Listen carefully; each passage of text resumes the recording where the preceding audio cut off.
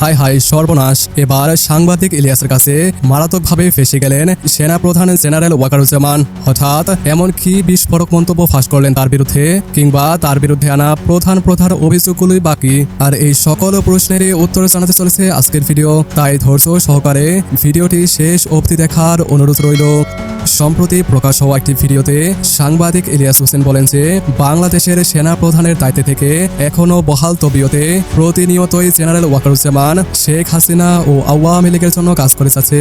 গত 5ই আগস্ট সেনা প্রধান হিসেবে ওয়াকার সাহেবের প্রধান কাজটি ছিল শেখ হাসিনাকে গ্রেপ্তার করে কারাগারে পাঠানো, কারণ স্বৈরাচার হাসিনা তো সবচেয়ে বড় অপরাধী হিসাবে প্রমাণিত। কিন্তু তারপরও হাসিনাকে তো গ্রেপ্তার করেনি, বরং পুরো নিরাপত্তা দিয়ে ভারতে পালাতে সাহায্য করেছে।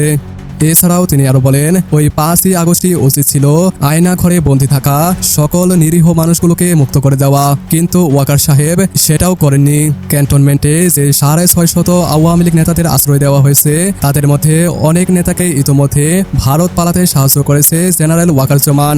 আবার দেশের সাধারণ জনতা হাসিনার বাড়ি ভাঙার সিদ্ধান্ত নিয়েছিল, যেটা মূলত বাকশালের আতুর ঘর হিসাবে পরিচিত। মূলত এখানে বসে এই দেশের যত অপকর্ম ও ভারতের যোগসাজশ হয়েছে, তাই স্বাভাবিকভাবেই তখন উচিত ছিল হাসিনার ওই বাড়িকে পাবলিক টয়লেটে পরিণত করা, কিন্তু সেটাও করতে বাধা দিয়েছে ওয়াকার সাহেব।